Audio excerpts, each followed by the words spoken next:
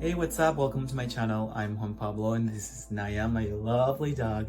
And today we're gonna talk about how to travel with your dog abroad and what to do before, during, and after your flight, okay? The most important things to consider before traveling with your dog are having, first of all, a passport, a pet passport or a animal certificate from your veterinarian that will specify and certify that your dog is in good health and is apt to travel outside the country where you live. After that, I think it's very necessary and it's crucial to have a pet certificate, like a pet vaccination certificate, where it will show all of the vaccination status that your dog or your cat has. Another thing to consider is whether your dog or your cat will travel inside the cabin with you, or he or she will travel outside, well, let's say the baggage compartment. For instance, I travel with Naya inside the cabin, so she comes with me, and sometimes she goes in the baggage compartment depending on the airlines that I travel with. Why does she travel inside the cabin? Well, she is an emotional support animal. We come from Montreal, Canada, and we have already traveled to Colombia, to France, to Germany, and for instance, Air Canada doesn't allow emotional support animals, but Air Transat and a lot of American companies do. Also, if you go to South America, there is another company called Avianca where you can bring your emotional support animals with you inside the cabin. Okay? If your dog is traveling inside a kennel in the baggage compartment, I do really think it's very important to know that, or to train your dog to love the kennel, to be used to the kennel, so he or she would feel safe and rest inside the kennel during the flight. Okay, so you could try some days or some months before the trip to put some food inside it and praise him and say good boy, good girl whenever he goes inside and whenever he stays a little bit of time inside the kennel, and don't push him to go inside. It's whenever he wants. And yeah, always trying to do some positive reinforcement, positive thinking, and that's how you will gain positive energy from your dog and he will enjoy the trip as well. So now we're gonna go for the tips that you have to take into consideration during your flight.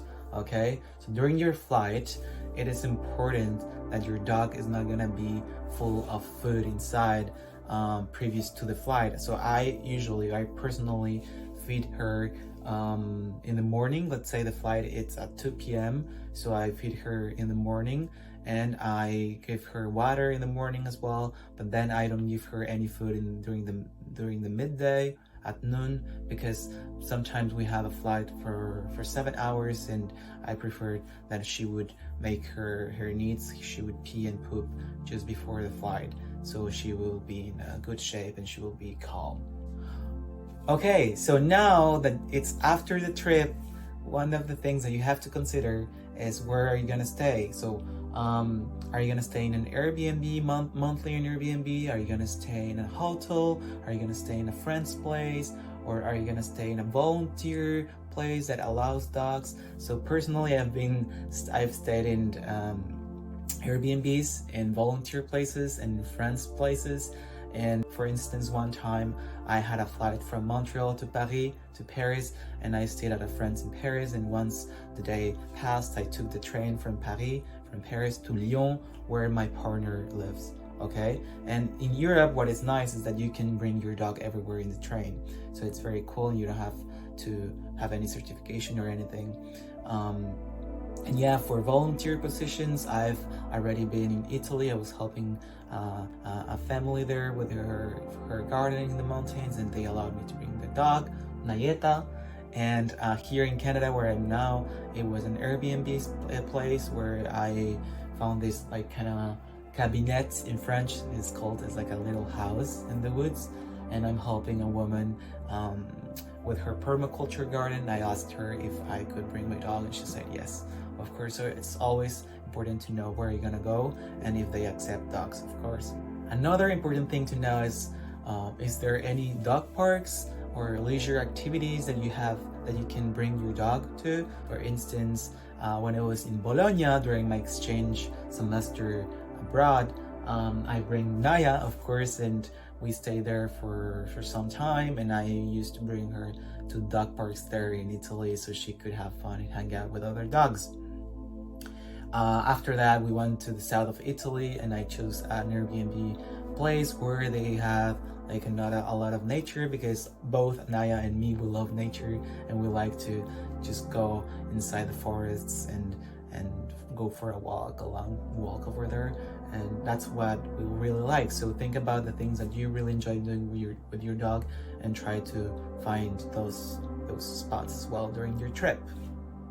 Okay, and lastly, just with your dog, you will be making a lot of friends, because a lot of people love dogs, and just seeing your dog is incredible for them. So I suggest you just take it easy and take it as it is, and whenever you find someone, you meet someone, maybe that person has a dog as well, maybe you meet this person at the dog park, trying to make new friendships. It's very nice in another country, and also it will allow you to practice a new language that perhaps you are learning. And yeah, and so if you really like this video, you can just follow me on my social media. I have 2 accounts. I have a Spanish account called Juanpa Travels, it's there in front of you, and I have another called Juanpa Dad Travels, which is my new freshly account only for English speakers. And yeah, I'll help you travel the world with your pet, and I wish you a very pleasant day, and see you next. Bye. Say bye, Naya.